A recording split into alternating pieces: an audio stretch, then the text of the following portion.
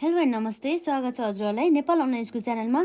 आज हामी BBS second इयरको चाहिँ मार्केटिङ पढ्न जाँदैछौँ है त, जसमा हामी पढ्दै थियौँ यहाँ च्याप्टर 8 है, प्रमोसन डिसिजन है। यसमा यस च्याप्टरसँग रिलेटेड हामीले धेरै कुराहरू कभर गरिसक्यौँ र आज चाहिँ हामी जुन हाम्रो प्रमोसनको कम्पोनेन्ट अन्तर्गत पर्ने हाम्रो पब्लिक रिलेसनलाई चाहिँ हेर्न जाँदैछौँ है त। यो पब्लिक रिलेसन पनि हाम्रो प्रमोसनको कम्पोनेन्ट अन्तर्गत नै परेका थियौँ। हामीले यो प्रमोसनको कम्पोनेन्टको बारेमा हामीले यसभन्दा अघिका क्लासेसहरूमा कुरा गरिसकेका छौँ र आज चाहिँ हामी यो पब्लिक रिलेसन भनेको के हो र है यो पब्लिक रिलेसन गर्न सकिने हामीले माध्यमहरू हेर्न सक्छौँ र यो पब्लिक रिलेसन्सको रोलहरू चाहिँ के छ त यो हाम्रो प्रमोसन डिसिजनमा भन्ने कुरा चाहिँ हामी यहाँ हेर्न जाँदैछौँ है त। र जुन कुरा चाहिँ हाम्रो एक्जाममा 2 मार्क्सदेखि लिएर 10-15 मार्क्सको लागि पनि इम्पोर्टेन्ट रहेको छ है त। र अब हामी यहाँ हेर्छौँ पब्लिक रिलेसन भने चाहिँ जस्तै कस्तो भन्दा चाहिँ पब्लिकसँग चाहिँ सुमधुर सम्बन्ध, एकदमै सुमधुर सम्बन्ध, फेभरेबल रिलेसन चाहिँ के गर्ने भन्दा चाहिँ क्रिएट गर्ने र क्रिएट गरिसकेपछि पनि त्यसलाई कन्टिन्यू गर्ने के क्रिएट गरेर मात्रै नभएर चाहिँ त्यसलाई चाहिँ सधैँभरि अथवा सदाबहार रूपमा चाहिँ त्यो सुमधुर सम्बन्धलाई चाहिँ कायम राख्नको लागि चाहिँ यो पब्लिक रिलेसन चाहिँ एकदमै हाम्रो इम्पोर्टेन्ट रहेको छ। यो पब्लिक रिलेसन चाहिँ कोसँग रिलेसन भन्दा चाहिँ एभ्री पब्लिकसँग के, नट ओन्ली जस्ट कस्टमरसँग मात्रै।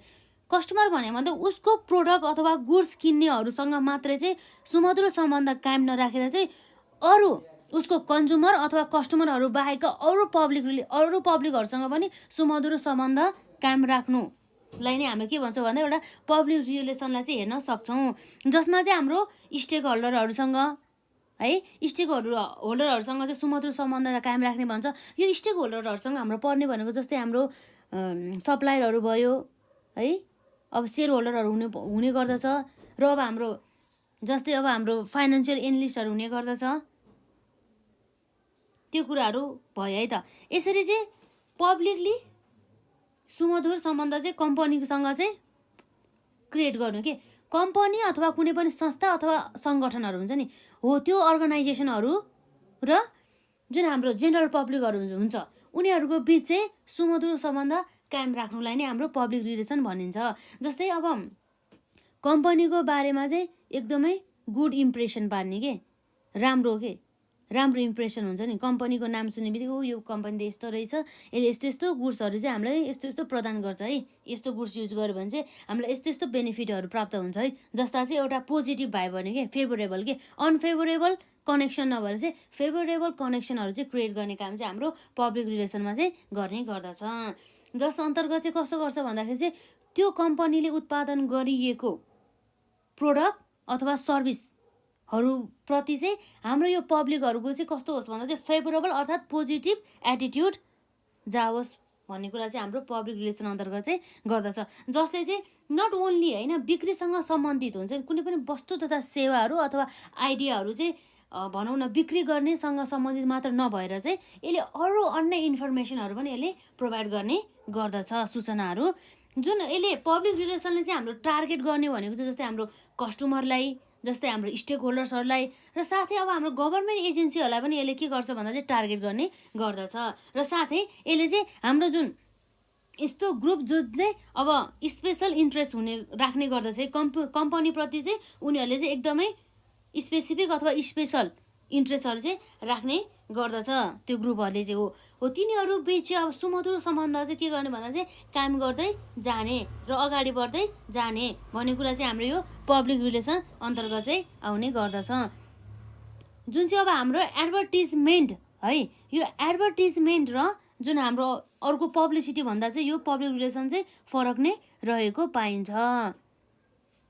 पर्सनल सेलिङ भनौँ न यसमा होइन, पर्सनल सेलिङ र एडभर्टिजमेन्ट हुन्छ नि, एडभर्टाइजिङ भन्दा चाहिँ यो फरक नै हुने गर्दछ जेनरली। जस्तै अब हामीले भनौँ न जस्तै न्युज लेटरहरूको युज गरेर अथवा कुनै पनि वार्षिक विवरणहरू हुन्छ नि, एनुअल रिपोर्ट्सहरूको युज गरेर अथवा कुनै पनि स्पोन्सरसिप अफ द च्यारिटेबल अथवा भनौँ न सिभिक इभेन्ट्सहरूको पनि युज गरेर पनि यसरी कम्पनीले चाहिँ पब्लिक रिलेसन्सहरू चाहिँ कायम गरिरहेको हुन्छ र इस्टाब्लिस पनि गरिरहेको हुन्छ, सुमधुर सम्बन्ध भन्ने कुरा चाहिँ रहेको छ यसमा।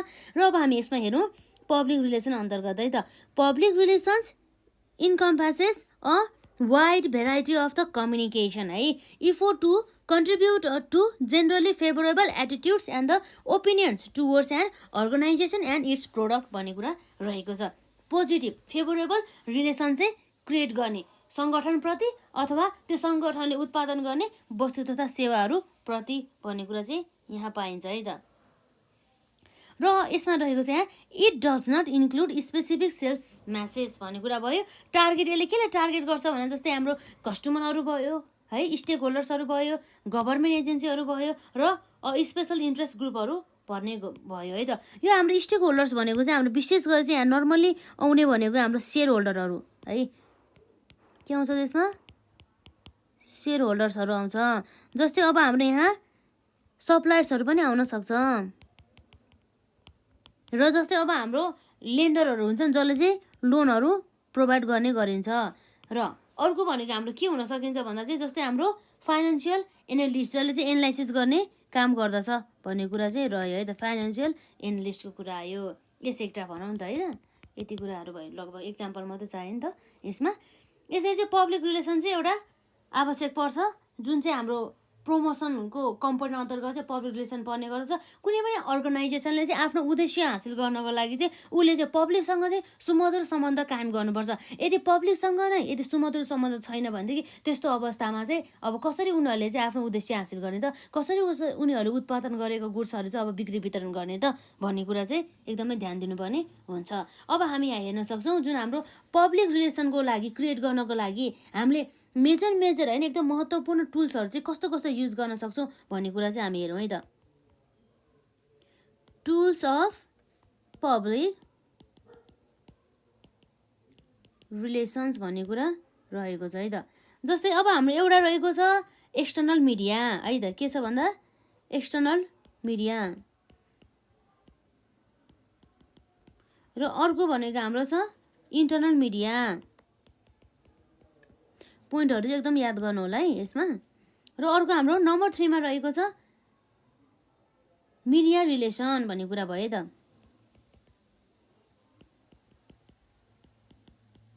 मिडिया रिलेसन्स यसरी चाहिँ हामीले गर्न सक्छौँ है त।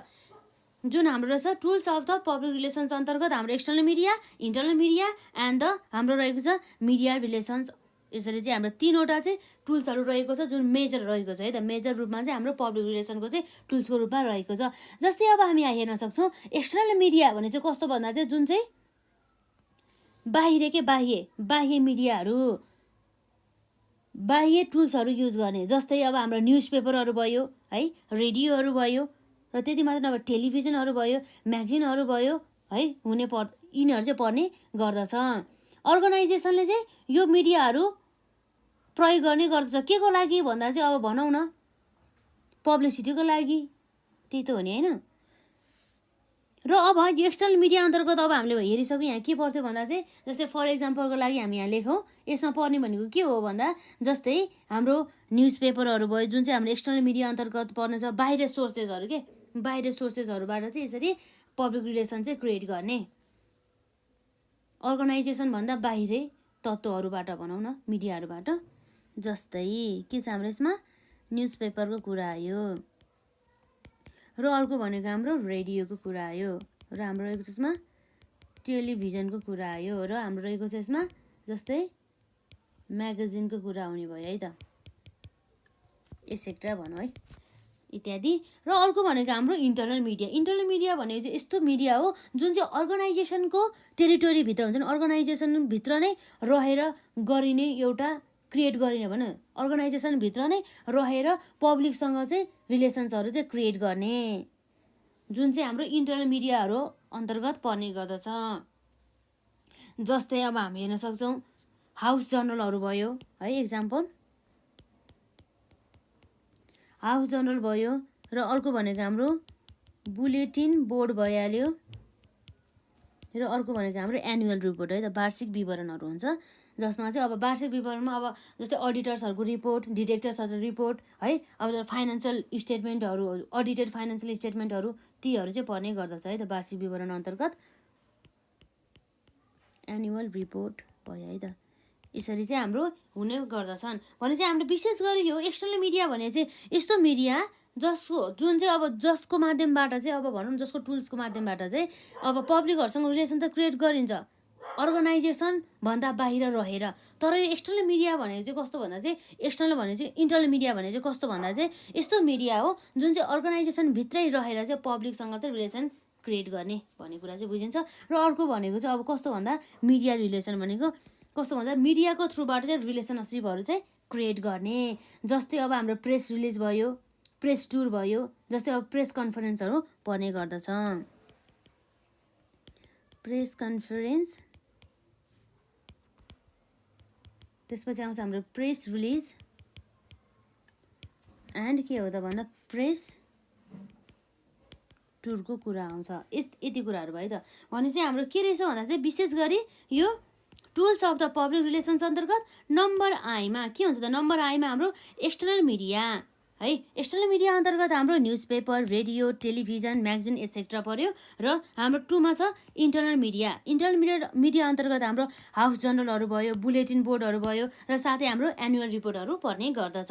र अर्को रहेको छ हाम्रो मिडिया रिलेसन है। मिडिया रिलेसन भन्ने चाहिँ अब के हुन्छ जस्तै एक्जाम्पलको लागि प्रेस कन्फरेन्सको थ्रुबाट पब्लिक रिलेसन्सहरू क्रिएट गर्ने र प्रेस रिलिजको थ्रुबाट र प्रेस टुरको थ्रुबाट भन्ने कुरा चाहिँ भयो है त। यी कुराहरू चाहिँ हाम्रो एक्जामको लागि चाहिँ एकदमै इम्पोर्टेन्ट रहेको छ। र अब यसैसँग अब हाम्रो जुन पब्लिक रिलेसनले चाहिँ अब कस्तो भूमिका चाहिँ भनौँ न निभाउने गर्दछ त यो प्रमोसनल एक्टिभिटिज भने चाहिँ यो विज्ञापन गर्नसँग सम्बन्धित अथवा कुनै पनि वस्तुको अब प्रमोसन गर्ने एक्टिभिटिजहरू हुन्छ नि हो त्यसमा चाहिँ यो पब्लिक रिलेसनले चाहिँ कस्तो टाइपको चाहिँ भूमिका निभाउन सकिन्छ त भन्ने कुरा चाहिँ हेर्न जाँदैछौँ है त हामी। यो पोइन्टहरू चाहिँ एकदम याद गर्नु होला है त। रोल अफ पब्लिक रिलेसन्स केमा भन्दा in promotional activities. Promotional activities अन्तर्गत के हुन सकिन्छ त हेरौँ है त।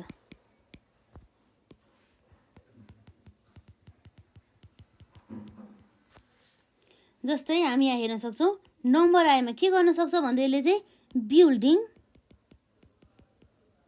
प्रोडक्ट अवेरनेस अर्थात् के भन्दा चाहिँ यसले चाहिँ अब जुन पब्लिक रिलेसन्स त क्रिएट गर्ने हो यो पब्लिक रिलेसनले चाहिँ अब प्रमोसनल एक्टिभिटिजलाई कस्तो टाइपको भूमिका निर्वाह गर्छ भन्दा चाहिँ यसले चाहिँ प्रोडक्टको बारेमा चाहिँ अवेरनेसहरू चाहिँ छर्ने गर्दछ। जस्तै कुनै पनि नयाँ प्रोडक्टहरू अथवा भनौँ न एक्जिस्टिङ अहिले अलरेडी रहेका प्रोडक्टहरूलाई चाहिँ लन्च गर्ने के अलरेडी भएका प्रोडक्टहरूलाई के गर्ने भन्दा चाहिँ लन्चिङ गर्ने र साथसाथै अब भनौँ न नयाँ इनोभेसनहरूको बारेमा चाहिँ इन्फर्मेसनहरू प्रोभाइड गर्ने र यो प्रोडक्टहरूको बारेमा चाहिँ इन्ट्रोड्युस गर्ने काम चाहिँ यो हाम्रो कसले गर्छ भन्दा पब्लिक रिलेसनको थ्रुबाट नै गर्ने गरिन्छ भन्ने कुरा चाहिँ रह्यो है त यसमा। र अर्को भनेको के हो भन्दा डबल आईमा रहेको चाहिँ हाम्रो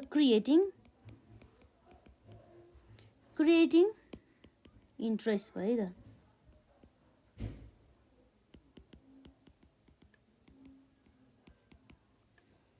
क्रिएटिङ इन्ट्रेस्ट भने चाहिँ कस्तो भन्दाखेरि चाहिँ यो पब्लिक रिलेसनले चाहिँ अब के भन्छ भने कम्पनी र है कुनै पनि अर्गनाइजेसन अथवा कम्पनी र को बिच भन्दा कस्टमर अथवा कन्ज्युमरहरू बिच अथवा पब्लिकहरू बिच भनौँ न पब्लिकहरू बिच चाहिँ के गर्छ भन्दा चाहिँ सुमधुर सम्बन्ध कायम गर्छ।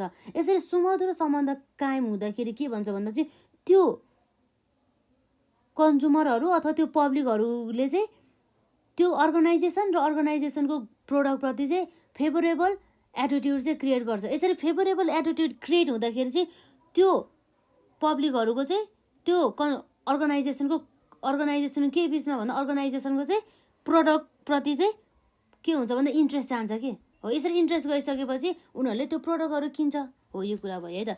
यसरी इन्ट्रेस्टहरू क्रिएट गर्नको लागि पनि के गर्छ भन्दाखेरि हाम्रो पब्लिक रिलेसन चाहिँ आवश्यक रहेको छ यो प्रमोसनल एक्टिभिटिजमा भन्ने कुरा रह्यो है त। र अर्को रहेको छ हाम्रो ट्रिपल आईमा के भन्दा प्रोभाइडिङ इन्फर्मेसन। मेन विशेष गरी भनौँ न यो प्रोडक्ट भन्दा नि यो जुन हाम्रो पब्लिक रिलेसनको थ्रुबाट चाहिँ अब के गर्छ भन्दा चाहिँ कस्टमरहरूलाई र यो हाम्रो अर्गनाइजेसनसँग सम्बन्धित व्यक्तिहरूलाई अथवा संस्थाहरूलाई चाहिँ विभिन्न प्रकारका इन्फर्मेसनहरू सूचनाहरू प्रोभाइड गर्ने, जस्तै प्रोडक्टको बारेमा अथवा सर्भिसेसहरूको बारेमा भन्ने कुरा रह्यो। जस्तै के को थ्रुबाट इन्फर्मेसन प्रोभाइड गर्ने भन्दा जस्तै के भन्नु मतलब कस्तो भन्दा चाहिँ आर्टिकलहरूको थ्रुबाट है, अथवा न्युज लेटरहरूको थ्रुबाट अथवा वेबसाइटहरूको थ्रुबाट भन्ने कुरा चाहिँ हामीले यहाँ हेर्न सक्छौँ। इन्फर्मेसनहरू प्रोभाइड गर्ने के about the product and the services of the organisation भन्ने कुरा रह्यो है त। र यसपछि अर्को रहेको छ हाम्रो यसमा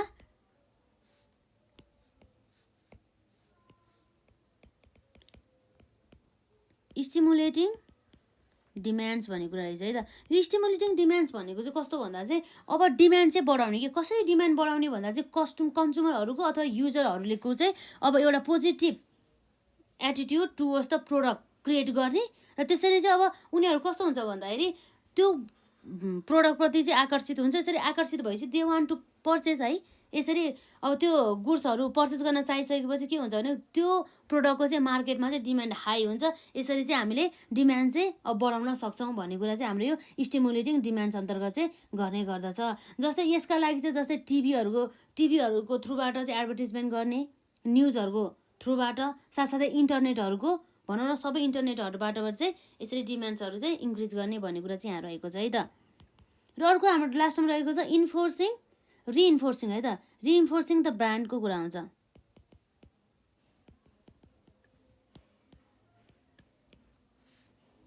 अर्थात् यो हाम्रो रिइन्फोर्सिङ अनि ब्रान्डले चाहिँ के भन्छ भन्दाखेरि अब जस्तै त्यो कन्ज्युमरहरू हुन्छ नि, त्यो कस्टमरहरूलाई चाहिँ एक दुईचोटि त्यो प्रोडक्टलाई युज गरिसकेपछि चाहिँ अब त्यो प्रोडक्टबाट उसले सेटिस्फाइड भएर चाहिँ त्यही जहिले पनि त्यही प्रोडक्ट युज गर्ने के, त्यही ब्रान्डको चाहिँ प्रोडक्टहरू युज गर्ने। यसरी चाहिँ अब भनौँ न प्रोडक्टको चाहिँ स्ट्रङ इमेज चाहिँ बिल्डिङ गरेर चाहिँ यसरी यो ब्रान्डलाई चाहिँ अब के गर्ने भन्दा चाहिँ एकदमै चर्चित बनाउने र यही ब्रान्ड युज गर्नको लागि चाहिँ जुन हाम्रो कन्ज्युमरहरूलाई चाहिँ रिइन्फोर्स गरिन्छ भन्ने कुरा चाहिँ हाम्रो रिइन्फोर्सिङ ब्रान्ड अन्तर्गत चाहिँ गर्ने गरिन्छ।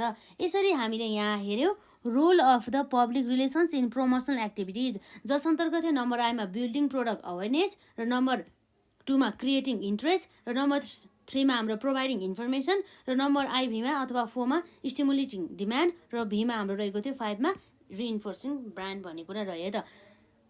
एकदमै इम्पोर्टेन्ट रहेको छ यो पोइन्टहरू चाहिँ एकदम याद गर्नु होला, मजाले पढ्नु होला। र हजुरहरूले यसभन्दा अघिका क्लासेसहरू हेर्नु भएको छैन भने हेर्नु होला र केही क्वेरिज भए कमेन्ट सेक्सनमा राख्नु होला। र आजलाई चाहिँ हामी यति नै गरौँ न त। र नेक्स्ट पार्टमा चाहिँ हामी अरू जुन कुरा हाम्रो पर्सनल सेलिङको बारेमा र साथै सेल्स प्रमोसनको बारेमा कुरा गर्छौँ र अरू रिमेनिङ पार्टहरूलाई चाहिँ हामी कभर गर्छौँ है त। र आजलाई चाहिँ यति नै गरौँ।